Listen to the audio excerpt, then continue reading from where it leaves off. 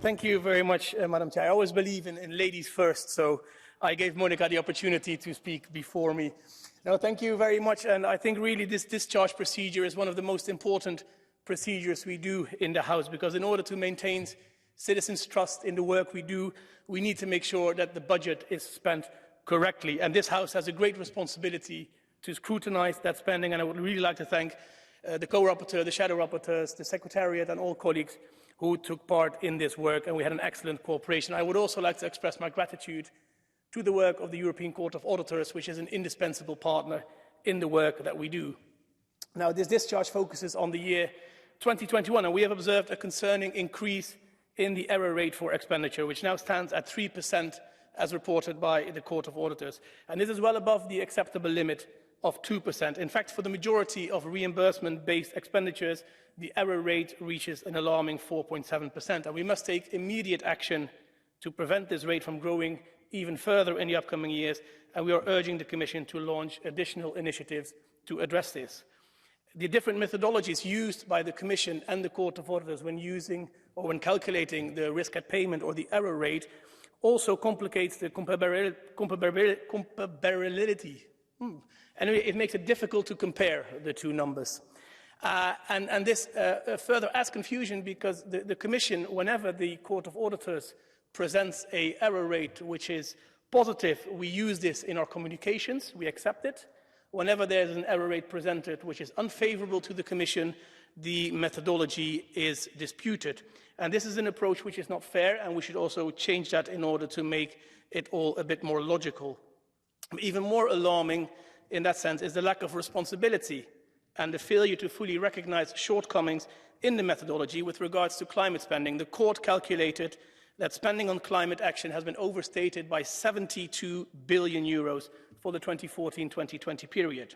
And the Commission refuses to fully acknowledge this. Commissioner Timmermans came to our CONT meeting and concluded by saying that we should agree to disagree on this. I'm sorry, but no, we cannot agree to disagree on overstating €72 billion of climate spending. We need to accept the conclusions of the Court on this and work to address this issue. Another concern that we are addressing involves the slow absorption of funds and the rate of commitment implementation, which could lead to increased risk towards the end of the budgetary period. And to resolve these issues, we need to continue to bolster the administrative capacity of the Member States and the European Commission.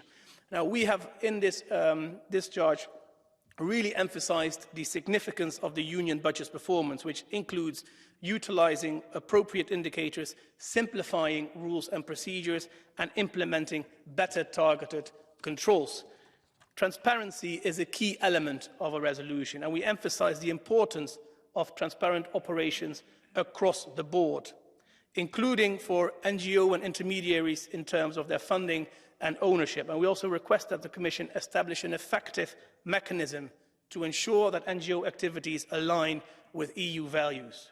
We've also underscored the importance of incorporating new technologies like EDIS and Arachne and developing a unified information and monitoring system provided by the Commission to allow for the electronic recording and storage of data of Union funding recipients, including their beneficial ownerships, in order to help us prevent any misuse of the budget. We also recognise the benefits and lessons learned through the use of new technologies, such as satellite controls and agricultural spending, for instance. We are convinced that these advancements will play a crucial role in better safeguarding our budget. Now, to wrap up on a very serious note, we remain deeply concerned, and this is also reflected in the resolution, about the rule of law situation in several member states, which not only undermines democracy, but also results in substantial risks for the Union budget. We expect all member states to adhere to democracy and the rule of law in order to receive European funds. And we particularly highlight the concerning situation in Hungary, where corruption and an opaque public procurement system must be addressed through reforms within the context of the conditionality mechanism. I'm grateful for the level of unity we achieved during our work in the committee, and I look forward to listening to all the contributions of our colleagues. Thank you. Thank you very much.